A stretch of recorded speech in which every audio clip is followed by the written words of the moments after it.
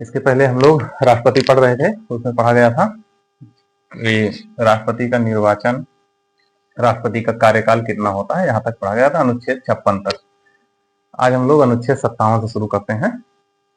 तो आर्टिकल 57 कहता है कि जो राष्ट्रपति है वो दोबारा राष्ट्रपति बन सकता है कि नहीं।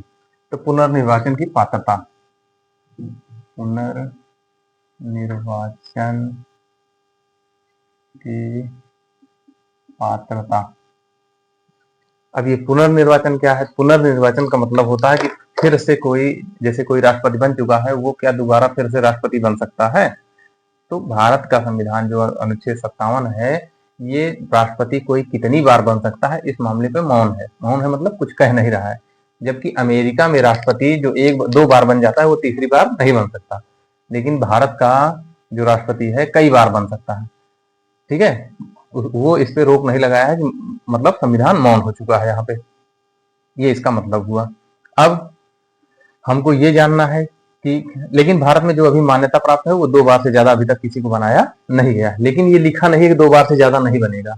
2 बार से ज्यादा भी भारत का राष्ट्रपति कोई बन सकता है, यही है। ठीक है, तो 57 समझ में आया कि कोई भी व्यक्ति एक से अधिक बार निर्वाचित हो सकता है या राष्ट्रपति बन सकता है। संविधान इसको रोकता नहीं कि कोई कितनी बार राष्ट्रपति बनेगा, लेकिन एक नॉर्मली मान्यता बन चुकी है कोई 2 बार से अधिक नहीं बनेगा। जबकि अमेरिकी संविधान में लिखा है कि 2 बार से अधिक आप राष्ट्रपति नहीं बन पाओगे। ये है। ठीक, तो राष्ट्रपति के पुनर्निर्वाचन पर संविधान मौन है।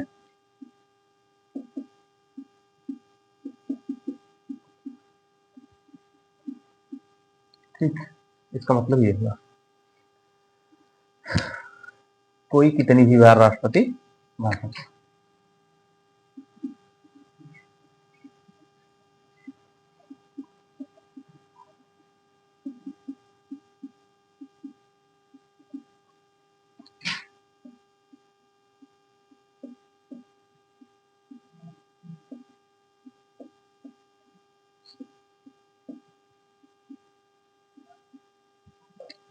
ठीक है, ये अनुच्छेद 57 हुआ हम लोगों का।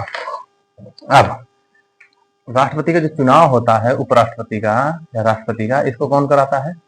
भारत का निर्वाचन आयोग। इसकी अधिसूचना भी भारत का निर्वाचन आयोग जारी करता है। ठीक है, तो राष्ट्रपति के चुनाव की अधिसूचना भारत का, ठीक है, भारत का चुनाव आयोग जारी करता है।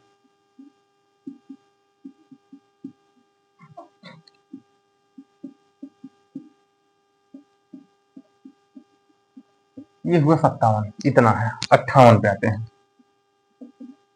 57 में इतना बताया गया है कि कोई व्यक्ति दोबारा राष्ट्रपति बन सकता है कि नहीं। तो हमारा संविधान मौन है, जो जितनी बार चाहे राष्ट्रपति बन सकता है। सामान्यता मान्यता बन चुकी है, कोई 2 बार से ज्यादा नहीं बनेगा। 58 पे आते हैं। 58 कहता है राष्ट्रपति के लिए अर्हताएं। अर्हताएं मतलब योग्यता क्या है? शपथ एवं शर्तें। ये 3 चीज बताता है हमें। ठीक है, कौन कहता है? हाँ, तो अर्हता मतलब योग्यता, पात्रता। अर्हताएं मतलब पात्रता। तो हमने पीछे इसकी चर्चा की है।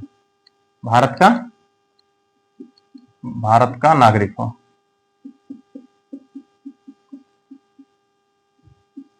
लेकिन जरूरी नहीं वो भारत में पैदा हुआ हो।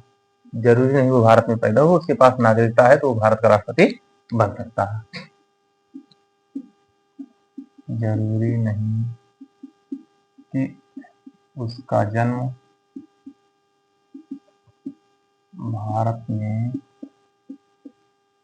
हुआ हो।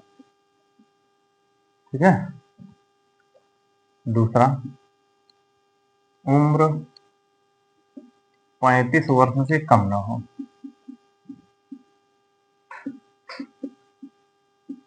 ठीक है। तीसरा, लोकसभा सदस्य निर्वाचित होने की योग्यता हो। लोकसभा सदस्य निर्वाचित होने की योग्यता रखता हो।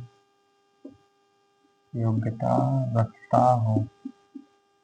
अगली खासियत, पागल दिवालिया ना हो। ठीक है, पागल दिवालिया ना हो। लाभ के पद पर ना हो। लाभ के पद का मतलब होता है कि कोई भी सरकारी कर्मचारी या कोई ऐसा पद जिसके बदले आप वेतन ले रहे हैं। उसमें ध्यान दीजिएगा, राष्ट्रपति, उपराष्ट्रपति, राज्यपाल और मंत्री, ये सब लाभ के पद नहीं माने जाते। ये सब लाभ के पद नहीं माने जाते, ये सब सेवा मानी जाती है। तो लाभ का पद अन्य जो नौकरियां हैं उसको माना जाता है, इनको नहीं माना जाता। पागल और दिवालिया ना हो, ये भी एक पात्रता है। तो पागल मतलब जानते हैं, दिवालिया का मतलब जानते हैं। दिवालिया का मतलब होता है कि ऐसा व्यक्ति जो बैंक से पैसा ले लिया हो और उसका पैसा ना कर्ज चुका ना पाता हो, ना दे पाया हो, तो उसको बैंक दिवालिया घोषित करता है। वो व्यक्ति दिवालिया कहे जाते हैं। तो ठीक है, तो इसमें कौन कौन नहीं आएगा? राष्ट्रपति, उपराष्ट्रपति, राज्यपाल और जितने मंत्री होते हैं वो लाभ के पद नहीं माने जाते। ये पूछा जाता है, राष्ट्रपति, उपराष्ट्रपति, राज्यपाल, मंत्री, या विधायक, ये सब ये लाभ के पद नहीं है। ठीक है, ये इतना होगा। अब ये जो, लेकिन ध्यान दीजिएगा, ये जो है लाभ का पद, ये संविधान में परिभाषित नहीं किया गया है। तो संविधान में परिभाषित नहीं है। हुआ? तीन चार शर्तें होती हैं भारत का नागरिक को। जरूरी नहीं भारत में जन्म हुआ हो, कम से कम उम्र 35 वर्ष हो, लोकसभा सदस्य निर्वाचित होने की योग्यता हो और लाभ के पद पर ना हो। लाभ के पद में राष्ट्रपति, उपराष्ट्रपति, राज्यपाल, मंत्री, विधायक ये सब नहीं आते हैं। ठीक है, और लाभ का पद जो है वो संविधान में परिभाषित नहीं किया गया है। लेकिन अगर देखें अनुच्छेद 102(1) में तथा 191(1) में ये जो लाभ का पद है इसका वर्णन किया गया, परिभाषा नहीं दी गई, इसका वर्णन किया गया है। में वर्णन किया गया है किसका? लाभ के पद का। है क्या ये? परिभाषा नहीं है। और क्या शर्तें हैं? तो कितने प्रस्तावक, कितने अनुमोदक? प्रस्तावक ये सब पीछे बता चुके हैं, 50 अनुमोदक, 50। जरूरी नहीं ये जिसको प्रस्तावित किए हैं उसी को वोट दें, दूसरे को भी दे सकते हैं, बशर्ते प्रस्ताव कर सकते हैं उनका कि हाँ ये लड़ना है, हम इनको जानते हैं, सदस्य। ठीक है, और क्या खासियत है? तो रिजर्व बैंक ऑफ इंडिया में कितना? 15,000 की जमानत राशि जमा होती है। जमानत राशि जमा। ठीक है, कहाँ? आरबीआई में। अब अगर कुल मत का 1/6 ये नहीं पाएंगे तो इनकी जमानत राशि वापस नहीं होगी। प्राप्त न होने पर जमानत जब्त।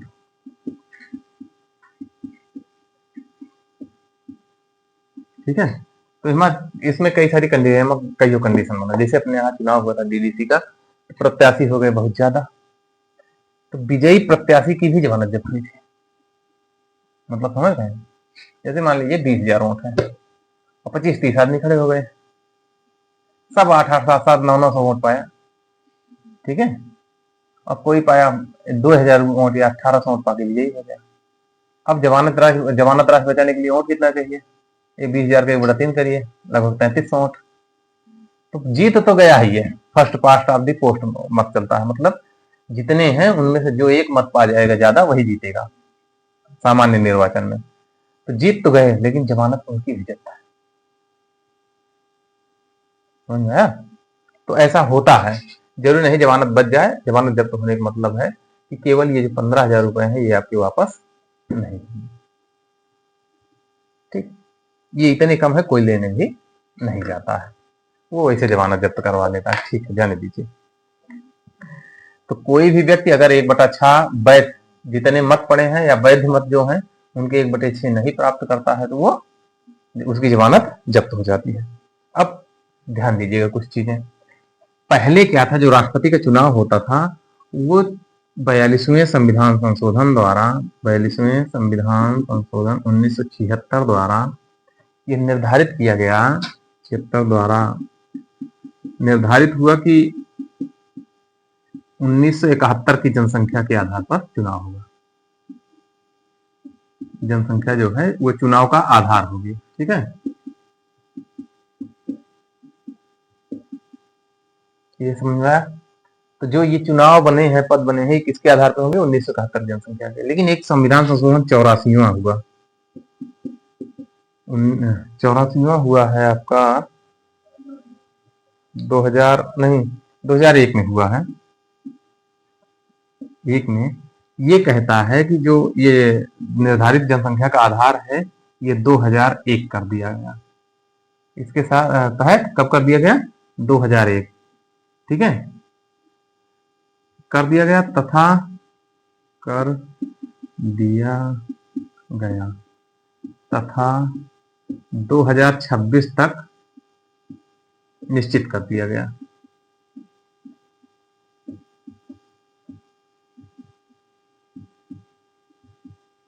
ठीक,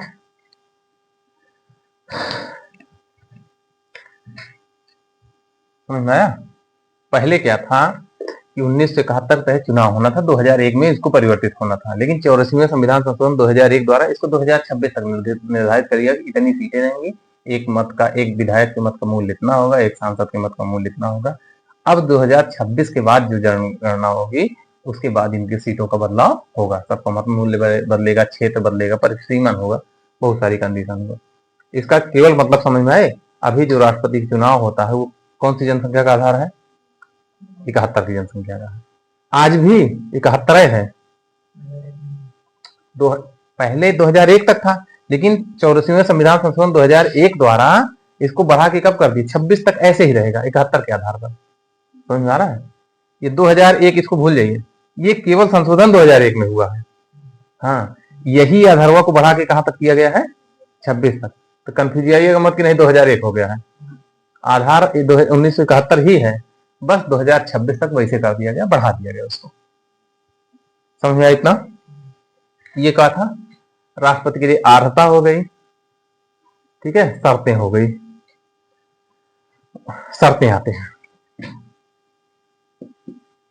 शर्तें आते हैं 59 नंबर पे। अनुच्छेद 59 में राष्ट्रपति पद के लिए शर्तें हैं। क्या क्या शर्तें हैं उसमें? यह है कि कोई भी व्यक्ति, समझ लीजिए, कोई भी व्यक्ति अगर लोकसभा सदस्य है, राज्यसभा सदस्य है, या विधानसभा सदस्य है, या विधान परिषद सदस्य है, अगर वो राष्ट्रपति चुना जाता है, चुना है, तो उसको अपना पद खाली कर देना होगा।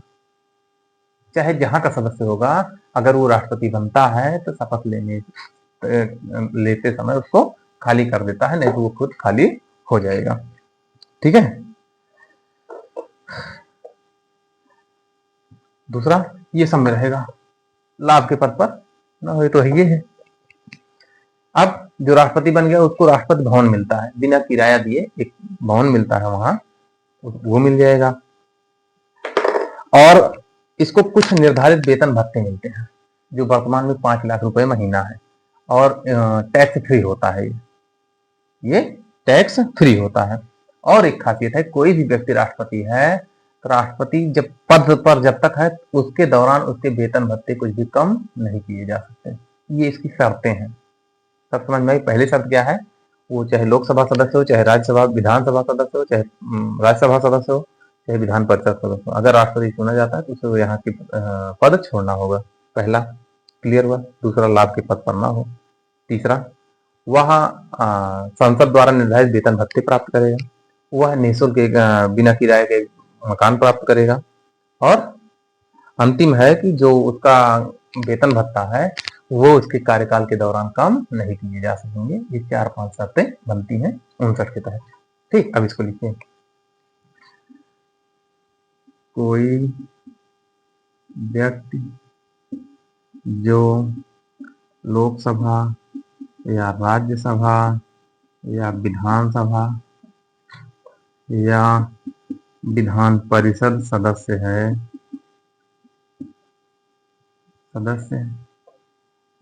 राष्ट्रपति चुनाव लड़ता है, पद का चुनाव लड़ता है, तो उसे अपना पद छोड़ना होगा। ठीक है, ये लोकसभा है। एलएस का मतलब लोकसभा, आरएस मतलब राज्यसभा, बीएस मतलब विधानसभा और बीपी मतलब विधान परिषद। अगर इन सबके सदस्य हैं तो उसे अपना पद छोड़ना होगा, तभी वो राष्ट्रपति बन सकता है। दूसरी शर्त क्या है, कोई भी लाभ का पद ग्रहण न करता हो।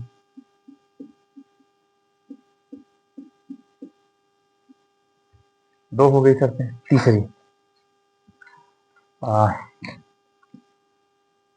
बिना किराया,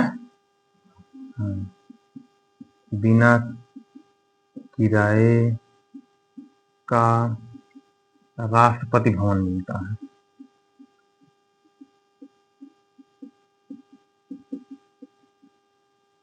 ठीक, संसद द्वारा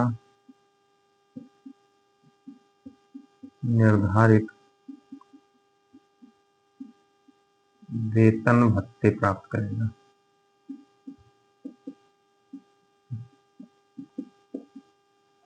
जो उसके कार्यकाल के दौरान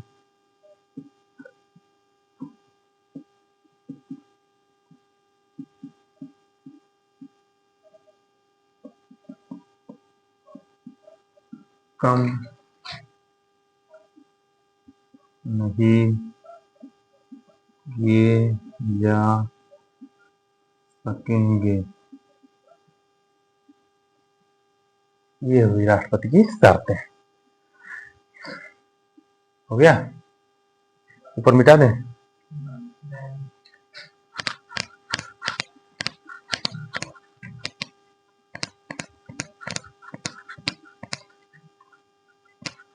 अब आते हैं अनुच्छेद 60 पे। अनुच्छेद 60 में राष्ट्रपति की शपथ की गई है और हम जानते हैं कि जो अनुसूची नंबर 3 है उसमें शपथ का वर्णन हुआ है। तो जो वहां पे शपथ जिन लोगों की है उसमें राष्ट्रपति की, राज्यपाल की और उपराष्ट्रपति की शपथ का वर्णन नहीं है, तो ये अलग से की गई है। तो इसको देखते हैं। अनुच्छेद 60, राष्ट्रपति पद की शपथ। अब यहां से 2-3 चीजें बनती हैं। पहला, शपथ, चुनाव तो बता दिए हैं कैसे जीता जाता है, समझ में आया है। अब दूसरा है कि शपथ कौन दिलाएगा। पहला शर्त, शपथ दिलाएगा कौन। ठीक, फिर शपथ में लेंगे क्या, ये भी पूछा गया है प्रश्न। वो शपथ में क्या लेते हैं, कौन सी शपथ लेते हैं। ठीक, तो इनको शपथ कौन दिलाता है। शपथ, हाँ, सुप्रीम कोर्ट के मुख्य न्यायाधीश। ठीक, क्लियर है। अब लक बाई चांस मान लीजिए नहीं। अब सही प्रश्न तो अब बनाना, इसको तो सब जानते हैं। मान लीजिए अनुपस्थित है, अब कौन दिलाएगा? हाँ? तो फिर जान लीजिए इसको, सुप्रीम कोर्ट का वरिष्ठ न्यायाधीश।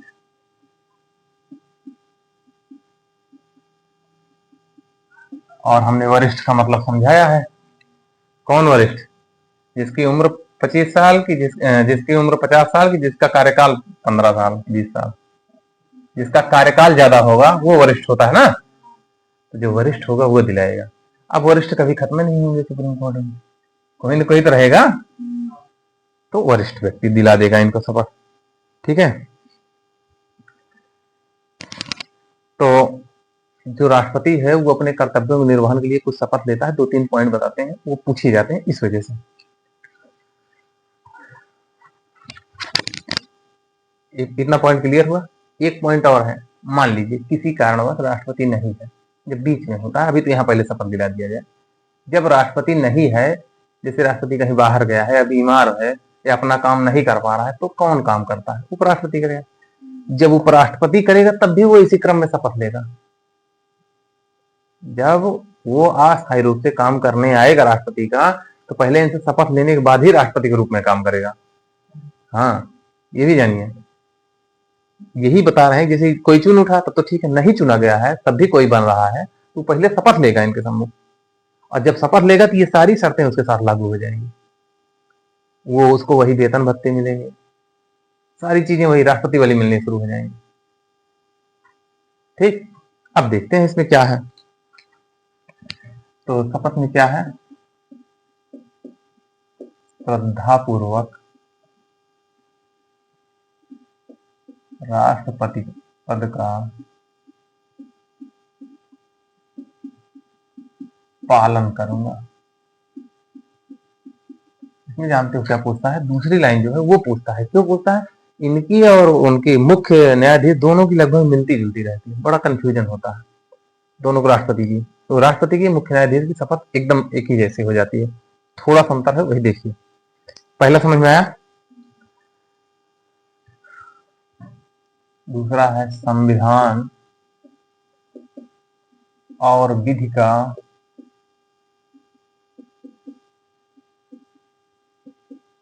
परिरक्षण, संरक्षण तथा परिरक्षण, संरक्षण तथा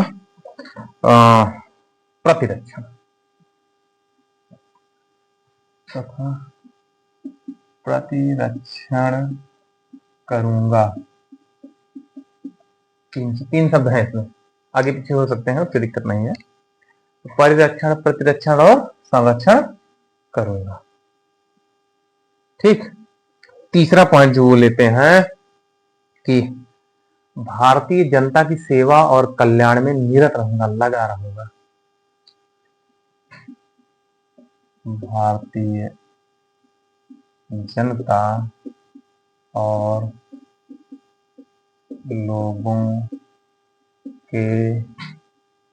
लोगों की सेवा तथा कल्याण में निरत रहूंगा।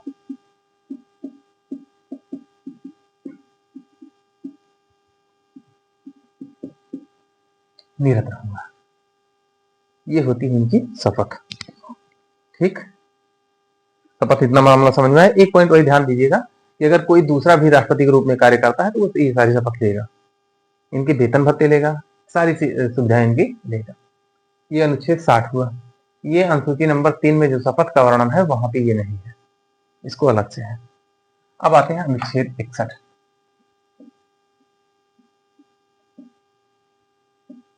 राष्ट्रपति पर महाभियोग। महाभियोग का मतलब हुआ कि राष्ट्रपति को उनके पद से हटाने की प्रक्रिया जो चलती है उसे महाभियोग कहते हैं। कैसे चलती है, क्या होता है, तो क्यों चलाई जाती है, क्या आज तक किसी राष्ट्रपति पर चलाई गई, ये सारे प्रश्न बनते हैं। तो महाभियोग क्या है कि राष्ट्रपति को हटाने की जो प्रक्रिया चल रही है वो क्या कहलाती है? महाभियोग कहलाती है। क्यों चलाई जाती है? तो ये एक आधार है, केवल राष्ट्रपति पर महाभियोग चलाने का केवल एक आधार है, संविधान का अतिक्रमण। मतलब संविधान जो लिखा हुआ है उसको कम करने या बढ़ाने का या उसके अनुसार काम नहीं कर पा रहा है, वो संविधान का अतिक्रमण कहलाता है। संविधान के अतिक्रमण के आधार पर ही केवल एक आधार है जिसके आधार पर राष्ट्रपति पर महाभियोग लगाया जा सकता है। तो आधार क्या है? ये है संविधान का अतिक्रमण।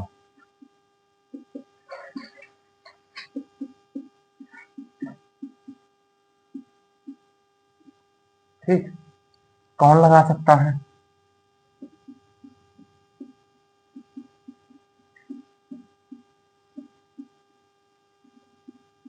ठीक है, कौन लगा सकता है? तो संसद का कोई सदन, चाहे लोकसभा हो या राज्यसभा हो, कहीं से भी शुरू हो सकता है। राष्ट्रपति पर महाभियोग चाहे लोकसभा से शुरू हो चाहे राज्यसभा। लेकिन ध्यान दीजिएगा, फिर यहाँ कोई भी सदस्य लगा सकता है।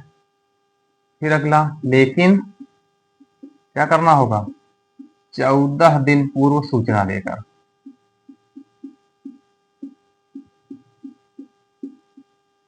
अगर कोई राष्ट्रपति पर महाभियोग लगाना चाह रहा है तो उसे 14 दिन पूर्व राष्ट्रपति को सूचित करना होगा, ताकि राष्ट्रपति अपनी बात रख सके, खुद या अपने प्रतिनिधि के द्वारा अपनी बात रख सके। टेक्निकल पॉइंट हुआ। मान लीजिए अगर उनको महाभियोग लगाना है कि आधार क्या है? संविधान का अतिक्रमण हुआ है, उनको लग रहा है, तो पहले कौन लगाए? चाहे लोकसभा से आ जाए चाहे राज्यसभा से आ जाए, शुरुआत हो गई। तो शुरुआत करना है अगर उनको महाभियोग का, तो उसके 14 दिन पहले उनको सूचित करना होगा राष्ट्रपति को। ठीक, सूचित करने के बाद ये प्रक्रिया शुरू हो जाती है। ठीक है, अब 14 दिन पूर्व सूचना दे दें। कोई भी सदन है ना, यहाँ जो सदन ला रहा है, जैसे चाहे लोकसभा ला रही हो चाहे राज्यसभा, तो उसके 1/4 सदस्य के हस्ताक्षर द्वारा आएगा।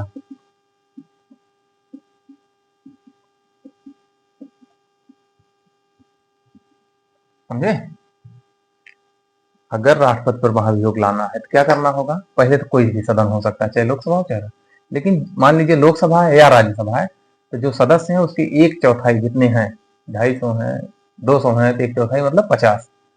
तो 1/4 जो भी होंगे, 50 क्लियर नहीं है, तो उसका 1/4 व्यक्ति इसमें दस्तखत करके 14 दिन पूर्व राष्ट्रपति को सूचित करें हम महाभियोग लगाने वाले हैं, वो अपनी बात रखें। पॉइंट क्लियर हुआ? फिर 14 दिन पूर्व सूचना हो गई। हाँ, अब जिस सदन में ये लगाया जा रहा है, जिस सदन द्वारा आरोप लगाया जा रहा है,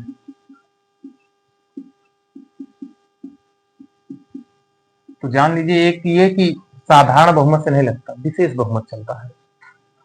उसे उपस्थित सदस्यों के, तुम जानते हैं,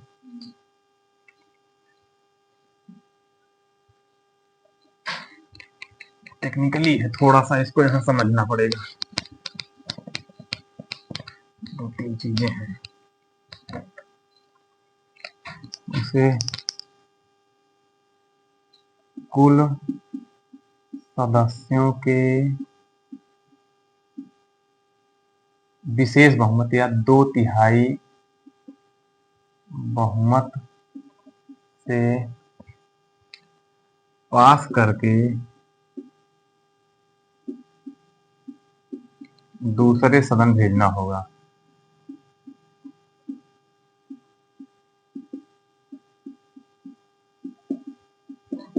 और यदि दूसरा सदन भी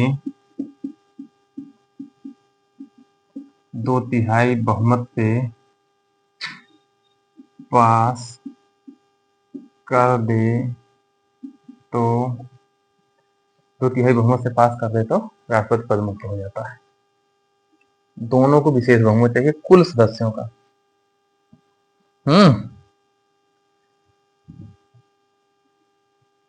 ठीक है,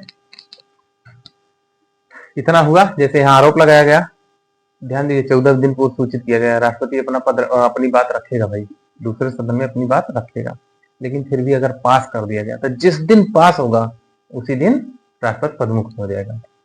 पास कर दे तो उसी दिन से राष्ट्रपति पदमुक्त होगा। अब यहाँ की कुछ टेक्निकल बातें फिर, इस दिन जिस दिन से मान लीजिए महाभियोग लग रहा है आज से, तो आज के पहले जो काम किया है वो कार्य अवैध नहीं होंगे, समझ रहे हैं? तो राष्ट्रपति द्वारा की महाभियोग से पूर्व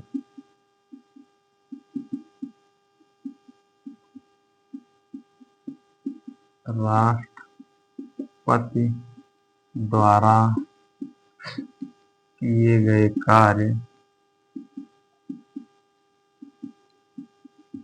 अवैध नहीं होंगे।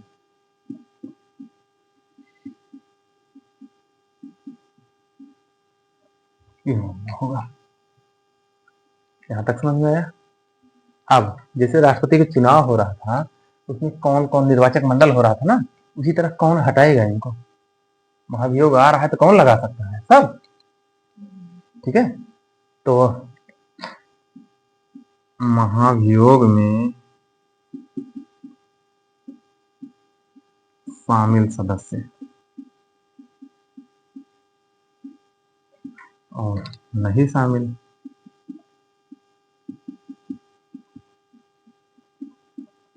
वैसे जो नहीं वाला है ये राष्ट्रपति के जो निर्वाचक मंडल होता है उससे पूछते हैं, यहाँ से कम पूछते हैं।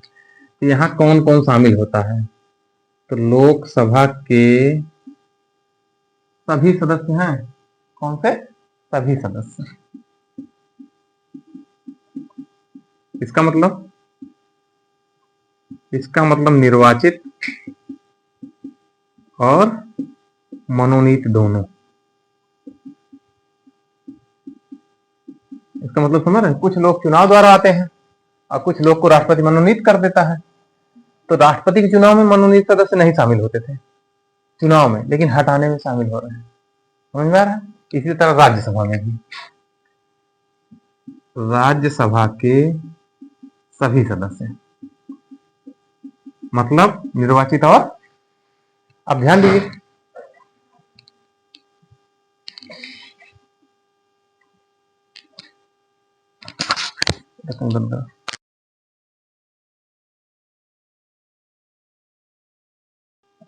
तो महाभियोग में कौन कौन शामिल हो रहे हैं? लोकसभा के सभी सदस्य मतलब निर्वाचित और मनोनीत दोनों, राज्यसभा के सभी सदस्य मतलब निर्वाचित और मनोनीत। राज्यसभा में 12 सदस्य मनोनीत होते हैं ना, साहित्य कला विज्ञान के क्षेत्र वाले। तो अब शामिल कौन? तो देखिएगा, राष्ट्रपति में ये लोग, चुनाव में ये लोग शामिल नहीं थे, लेकिन हटाने में शामिल हो रहे हैं। लेकिन चुनाव में विधानसभा सदस्य शामिल थे, अब ये नहीं शामिल होंगे।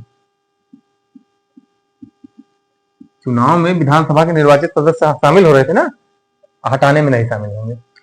इसी तरह से विधान परिषद सदस्य भी शामिल नहीं होंगे। इसी तरीके से दिल्ली प्लस पांडुचेरी के विधानसभा सदस्य भी नहीं शामिल होंगे। तो ये सब पहले शामिल हो रहे थे, अब नहीं शामिल होंगे। केवल दो लोग, दोनों सदनों के सभी सदस्य शामिल हो रहे हैं इनको राष्ट्रपति पर महाभियोग लगाने में। ठीक है, इतना हो गया। अब ये पूरी प्रक्रिया जो है ये अर्ध न्यायिक है। महाभियोग की प्रक्रिया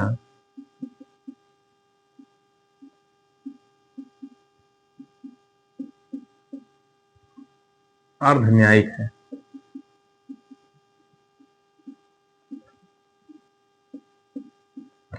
ठीक, ये ऐसा हो गया, शामिल सदस्य हो गए। हाँ, आगे ये तो हो गया राष्ट्रपति बनता कैसे है, हटता कैसे। ठीक, अब राष्ट्रपति करता क्या है, राष्ट्रपति के कार्य पढ़ लिया जाए। ठीक है, तो राष्ट्रपति द्वारा नियुक्त किसको किसको नियुक्त करता है? तो प्रधानमंत्री को, ठीक है। केंद्रीय जितने मंत्री हैं, सभी मंत्री कहाँ वाले? केंद्र वाले, ठीक है। हम वो किसको नियुक्त कर रहा है? प्रधानमंत्री को, मंत्री को, महान्यायवादी को, फिर नियंत्रक महालेखा परीक्षक सुने हो, सीएजी को, निर्वाचन आयुक्त को,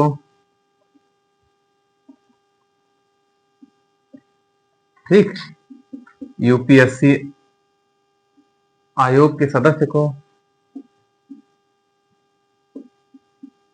के अध्यक्ष और सदस्य दोनों, ठीक है।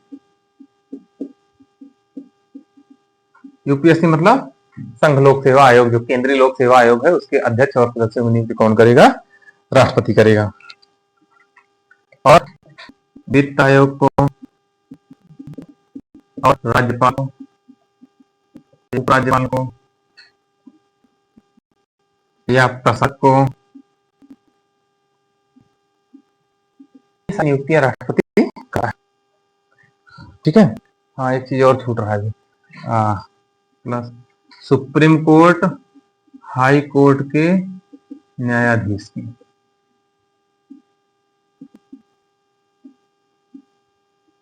इन सबकी नियुक्तियां कौन करता है? राष्ट्रपति करता है। समझ में आया? पहला कार्य ये हुआ राष्ट्रपति का।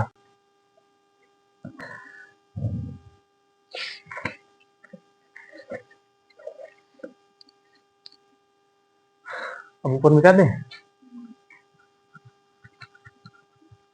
अब आते हैं राष्ट्रपति की पद की रिक्तता कैसे होती है। अगर राष्ट्रपति, जैसे महाभियोग हटा ना, तो कितने प्रकार से राष्ट्रपति का पद खाली हो सकता है।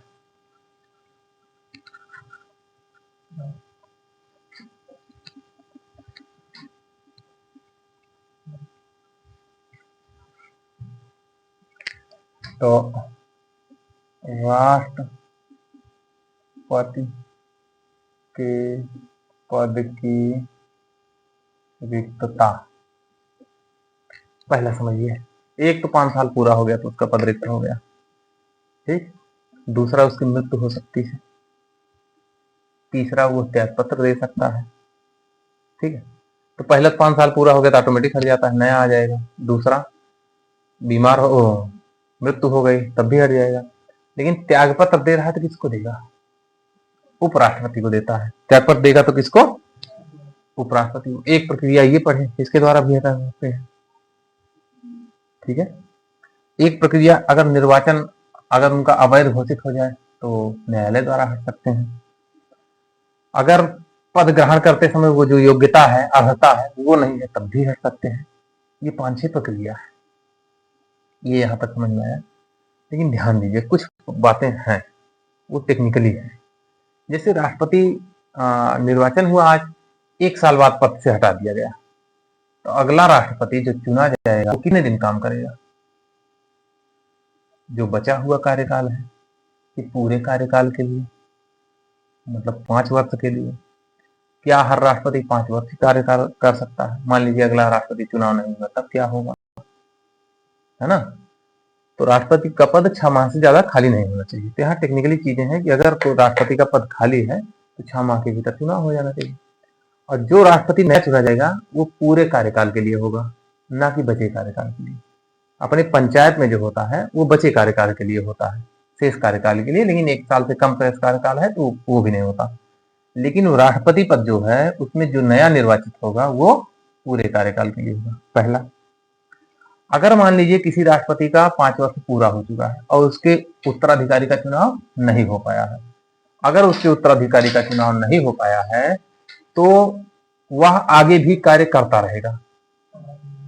नहीं, शपथ जरूरत नहीं, वो राष्ट्रपति है, शपथ जरूरत नहीं, वो आगे कार्य करता रहेगा जब तक कि नया राष्ट्रपति चुनाव उसका उत्तराधिकारी आ न जाए। तो उसका कार्यकाल 5 साल से ज्यादा भी हो सकता है। हाँ, ठीक। ये कुछ इनकी अर्हताएं, वो रिक्तता की। तो इसको जान लीजिए आप फिर से। 5 वर्ष की समाप्ति पर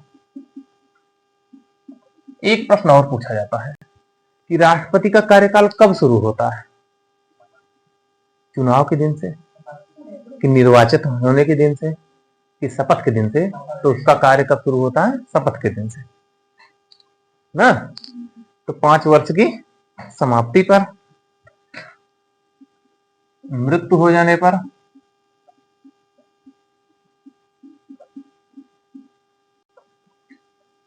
त्याग पत्र देने पर,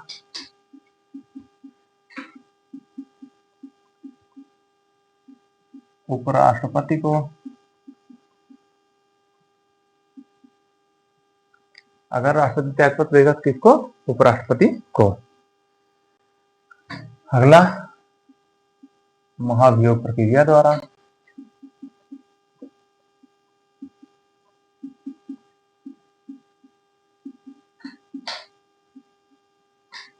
अर्हता न होने पर,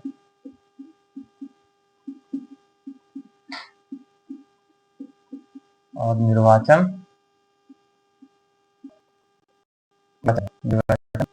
अवैध होने पर। ये 5 आधार है। मतलब है राष्ट्रपति की पद की शुरुआत कब से होती है? शपथ के दिन से। इसको भी जान लीजिए। राष्ट्रपति का कार्यकाल शपथ के दिन से शुरू के साथ शुरू होता है। ठीक, ये पॉइंट क्लियर है। 5 साल के बाद भी रहेगा। तो उत्तराधिकारी का चुनाव न होने पर 5 वर्ष से अधिक कार्यकाल संभव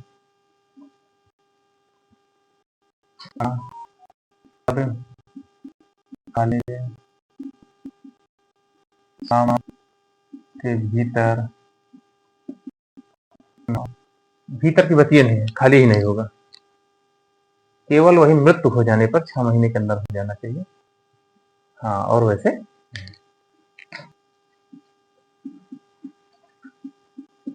नॉर्मली होता क्या है कि राष्ट्रपति के पहले ही, पद समाप्त होने के पहले ही चुनाव करा दिया जाता है।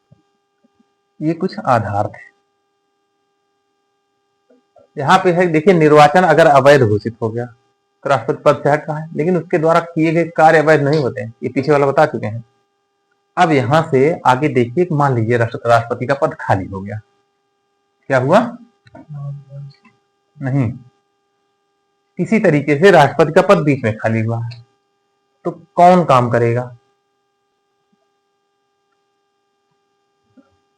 राष्ट्रपति पद की रिक्तता पर पदीय क्रम या राष्ट्रपति के कार्यों का निर्वहन पर राष्ट्रपति के कार्यों का निर्वहन कौन करेगा? हाँ, उपराष्ट्रपति है ना। मान लीजिए ये भी नहीं, मान लीजिए नहीं भाई, तब सुप्रीम कोर्ट का मुख्य न्यायाधीश,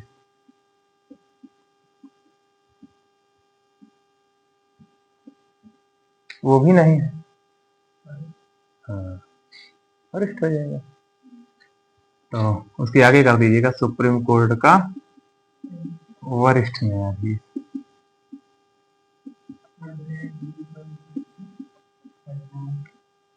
अर्ध न्यायिक, पूरी प्रक्रिया में न्यायालय हस्तक्षेप नहीं करेगा, लेकिन अगर निर्वाचन में गड़बड़ी है तो हस्तक्षेप कर सकता है। पूर्णतः न्यायिक नहीं है, आधा है। अब इसको देखिए, पॉइंट टेक्निकली फिर समझिए। आज तक जब भी राष्ट्रपति का पद खाली हुआ, उपराष्ट्रपति ने किया है उनका कार्य। एक बार ऐसी कंडीशन आई जब उपराष्ट्रपति भी नहीं थे, तो एम हिदायतुल्लाह ने एक बार राष्ट्रपति के रूप में कार्य किया। एक न्यायाधीश थे सुप्रीम कोर्ट के, एम हिदायतुल्लाह। ये एक ऐसे व्यक्ति थे जो सुप्रीम कोर्ट का न्यायाधीश, मुख्य न्यायाधीश होते हुए राष्ट्रपति के रूप में कार्य किया है, और दोबारा ये कंडीशन आज तक बनी नहीं है। ये क्रम भी जानते रहिए, नहीं पूछता है। हो गया। अब इसके आगे अगर राष्ट्रपति नहीं है, ये काम कर रहे हैं राष्ट्रपति के रूप में, तो उनकी शपथ लेंगे।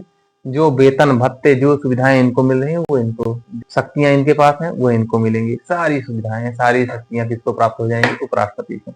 या मुख्य न्यायाधीश राष्ट्रपति के रूप में कार्य कर रहा है, वेतन भत्ते, शक्तियां, निर्वाचन, जितनी भी कार्य हैं वो सब करेंगे ये। ठीक है। अब अगर राष्ट्रपति का कार्यकाल समाप्त हो रहा है तो नए राष्ट्रपति का चुनाव हो जाना चाहिए उसके पहले, ताकि वो गैप ना हो पाए। हाँ, और अगर नहीं हो पा रहा है तो राष्ट्रपति आगे तक चलता रहेगा जब तक उसका उत्तराधिकारी चुन नहीं लिया जाएगा। अब आते हैं शक्तियों पे। तो इसको मिटा दें, राष्ट्रपति की शक्तियां।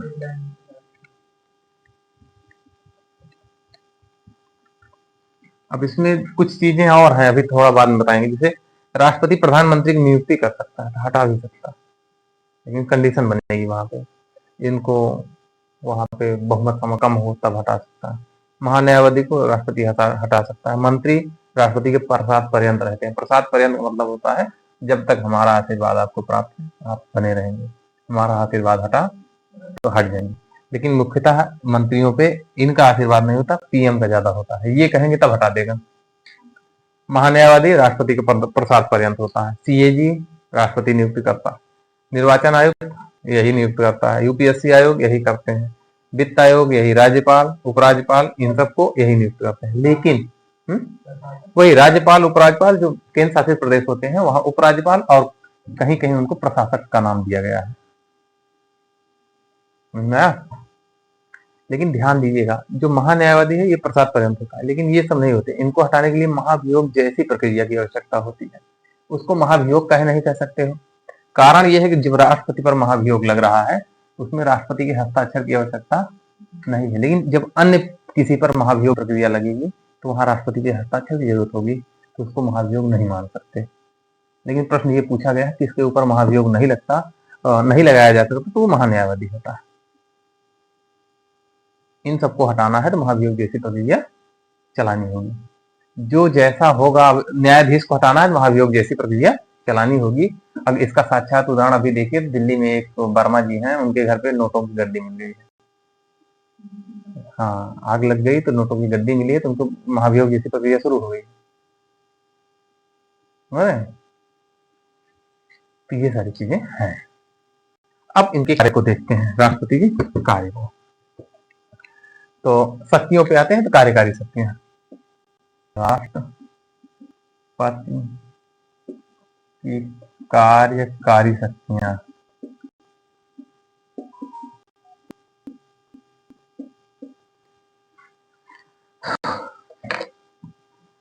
तो अनुच्छेद 53 क्या कहता है? संघ की कार्यपालिका शक्ति राष्ट्रपति में निहित है। तो जितने भी केंद्र के कार्य होंगे वो किसके नाम पे होंगे? राष्ट्रपति के नाम। पहला तो 53 अनुच्छेद क्या कहता है? संघ की कार्यपालिका शक्ति राष्ट्रपति में निहित है।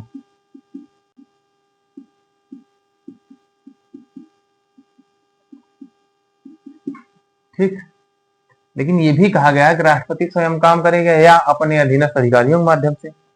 तो वो अधिकारी कौन है अधीनस्थ, जिनकी नियुक्ति राष्ट्रपति खुद करेगा?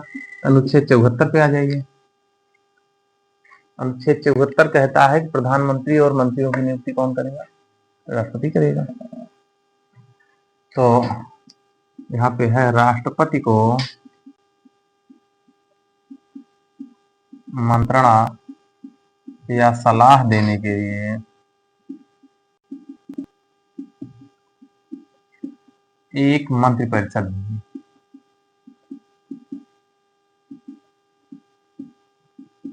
पूरे संविधान में मंत्रिपरिषद का कतई वर्णन कहीं वर्णन नहीं, केवल यही है।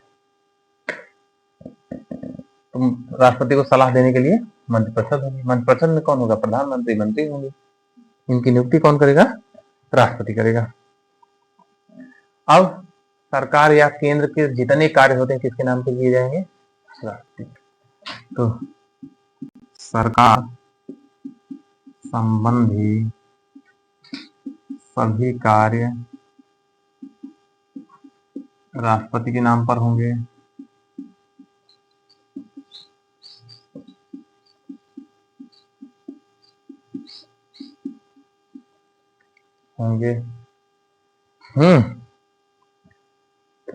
अरे इसको सिंपल घर पे ले आइए।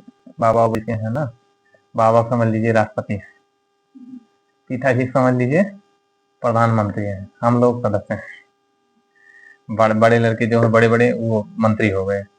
अब देखिए बाबा जी का काम क्या है? इधर आओ ये काम कर डालो। केवल उनका काम क्या है? बताना। तो राष्ट्रपति का काम है केवल वही करना।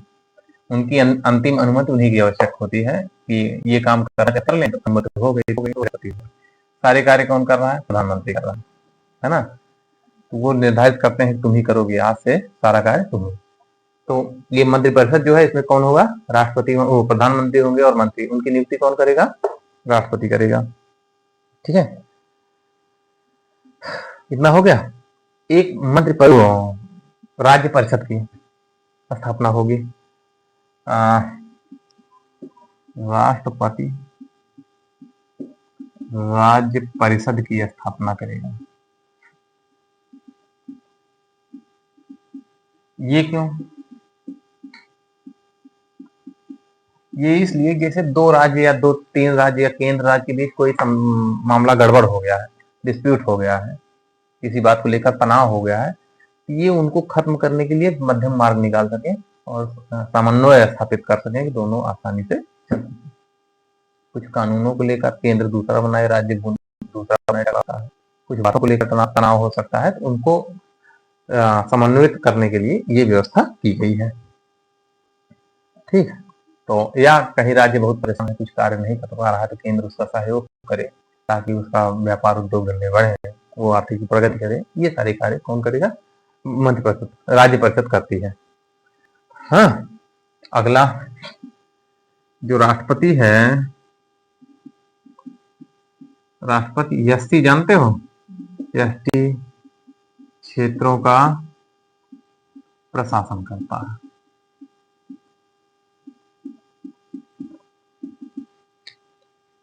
एससी एसटी का निर्धारण भी करता है। कोई एसटी है कि नहीं, कौन निर्धारित करेगा? राष्ट्रपति निर्धारित करता है। ठीक है, एससी एसटी क्षेत्र घोषित कर सकता है।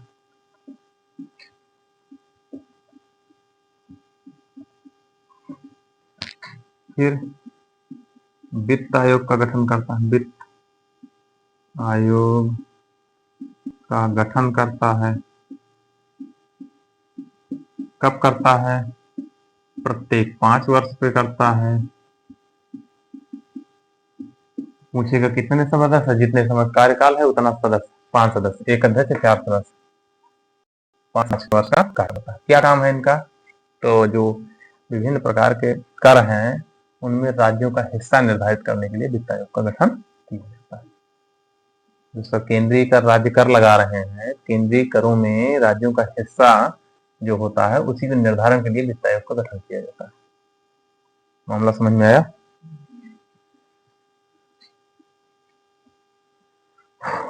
अगला, राष्ट्रपति जो है विधायिका जानते हैं? विधायिका के कार्यों तथा मंत्रिपरिषद के निर्णयों की सूचना पीएम से मांग सकता है।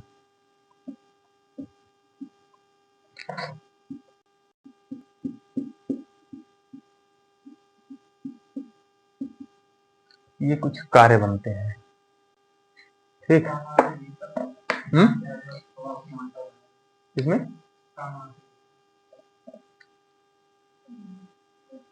क्षमा के भीतर